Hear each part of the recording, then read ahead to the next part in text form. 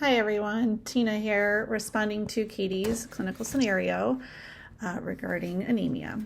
She presents a patient with a 42-year-old male presenting with complaints of fatigue, shortness of breath, dizziness. He says he has trouble remembering a lot lately. He likes to go to the gym but hasn't been able to do his normal routine. He recently started with a vegan diet and also dairy-free recently.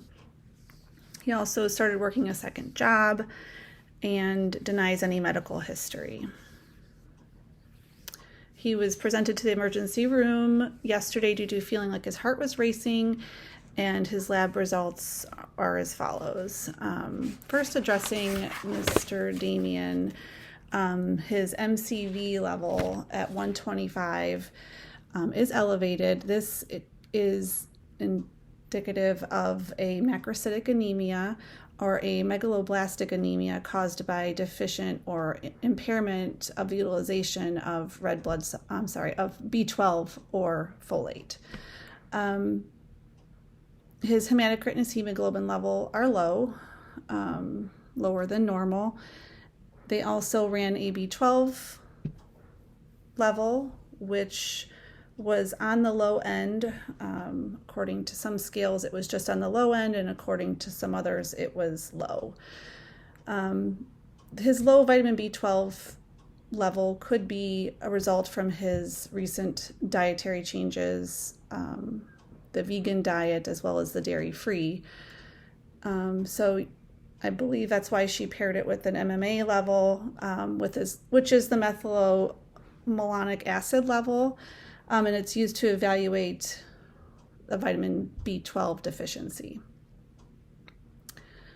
A folate level would also be helpful in Mr. Damien's diagnosis. The MMA level, MMA is a substance that is created when your body digests protein. The amount of B12 in your body controls how much MMA your body makes. So typically, if you have a high MMA level, it means you have a vitamin B12 deficiency. MMA can increase in the early stages of a vitamin B12 deficiency, and B12 levels may still be normal at that point. And also, since measuring the MMA can point out if you have a mild B12 deficiency, that a normal B12 level may not be able to detect yet. MMA is sometimes ordered with homocysteine levels also because B12 is needed to metabolize both homocysteine and MMA. So if you have an increased MMA or methylmalonic acid level and an increased homocysteine level and a slightly low B12, it could be the result of an early or mild vitamin B12 deficiency. And since low levels of B12 can cause anemia, we can look at the causes of that. It could be a pernicious anemia or like a diet like B12 anemia. It's the result of red blood cells lowering that happens when the intestines can't absorb that B12. If your body can't make enough red blood cells because it doesn't have enough B12, it can't have healthy levels. So if you need B12 to make healthy red blood cells, white blood cells, platelets, and you don't have enough B12, those blood cells aren't formed properly and inside the bone marrow, and it leads to cell death or anemia. So I am going to diagnose Mr. Damien, this 42-year-old Caucasian male presenting with these symptoms, as an vitamin B12 deficient anemia. We can look at making some dietary changes with Damien, it's important that he maintain a B12 enriched diet moving forward. We would do this by talking about choices, how strict he is on sticking to the vegan diet, and also adding in some vegan milk substitutes or vegan dairy substitutes to help with this as well. Lean red meat, chicken, fish, especially salmon, clams, and oysters are high in B12, as well as anything fortified cereals, and as well eggs as well. Your milk, your yogurt, your cheese are also high in B12, and again, we can talk about some vegan substitutions for those. We would recommend a daily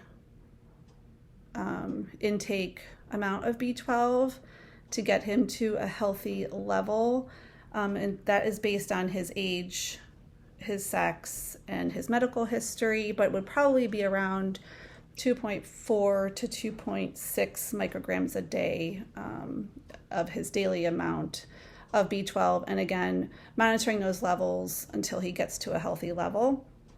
Other therapies for the B12 levels are, of course, the B12, and then also some blood transfusions to hopefully get that hemoglobin and hematocrit to healthy levels as well. He's going to have to make dietary changes, and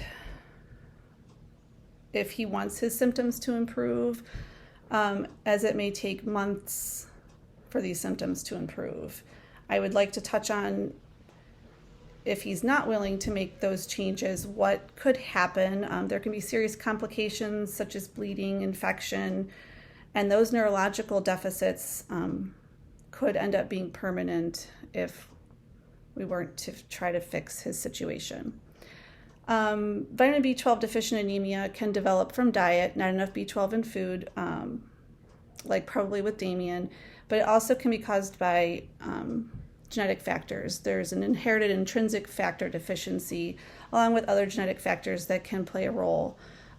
Usually people of African or ancestry or Northern European descent can be higher at risk for this, and also autoimmune disorders such as celiac, diabetes type 1 can raise the risk for vitamin B deficiency anemia. Hope I got it.